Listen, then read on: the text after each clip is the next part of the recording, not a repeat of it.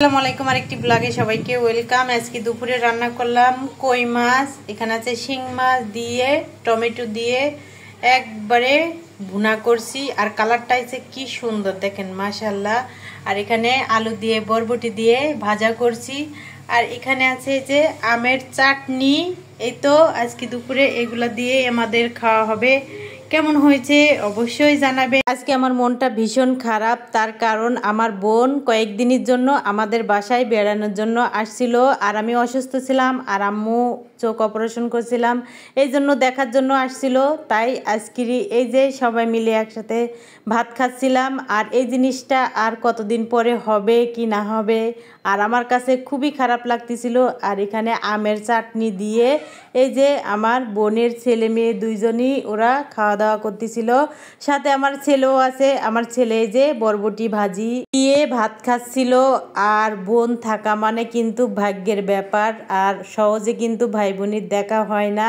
আর এই যে দেখেন আমার ছোট্ট বোনের মেয়েটা, সে হাত দিয়ে উঠায় ভাত খাচ্ছিল। বলছিলাম যে ভাত কি মজা লাগছে, সে বলছে অনেক মজা লাগছে। সে আমের চাটনি দিয়ে ভাত খাচ্ছিল। আর ভাত খেতে খেতে এই যে দেখেন রহমতের বৃষ্টিও চলে আসলো, হালকা হালকা বৃষ্টি পড়তেছিল। আর আমার এই জিনিসটা দেখলে কি যে ভালো লাগে, বৃষ্টি আমার কাছে অনেক ভালো লাগে। কার কার কাছে বৃষ্টি ভালো লাগে অবশ্যই কমেন্টে জানাবেন। আর এই যে দেখেন বুলেটের ডাক দেওয়ার সাথে সাথে আমার দিকে তাকাচ্ছিল। আর আমি বলছিলাম বৃষ্টি পড়ছে, তুমি এখান থেকে চলে যাও, আর দৌড় পাড়ি চলে যাচ্ছিল। তারপরে এই তো সবাই মিলে ভাত খেয়ে নিলাম, আর খাবারটা অনেক মজা হয়েছিল।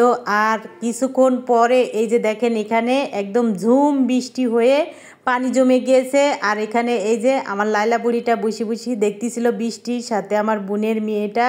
আর এই জিনিসগুলা ভাবতেছিলাম, আর বুকের ভিতরটা দমড়ে মুচড়ে আসতেছিল। এই যে দেখেন কি পরিমাণ বৃষ্টি হয়েছে, এখানে পানি জমে গিয়েছে। আর এই তো বৃষ্টি টিষ্টি দেখা শেষ। আর এই যে আরও দুইজন চলে আসে বৃষ্টি দেখার জন্য।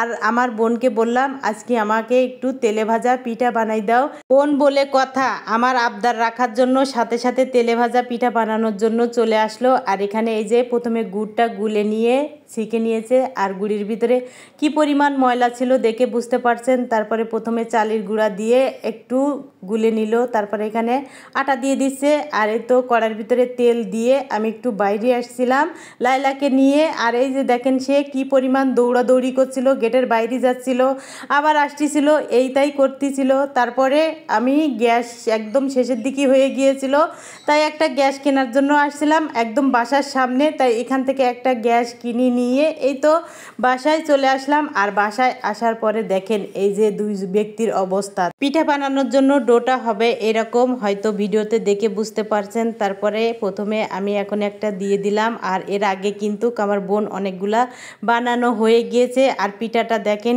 কি সুন্দর ফুলছে, দেখে তো আমার কাছে খুবই ভালো লাগছে। পুরো ভিডিওটা দেখার জন্য অসংখ্য ধন্যবাদ। পিঠাগুলো অসাধারণ হয়েছে, দেখেন কত সুন্দর। আর ভিডিও ভালো লাগলে পেজ ফলো করবেন, চ্যানেল সাবস্ক্রাইব করবেন।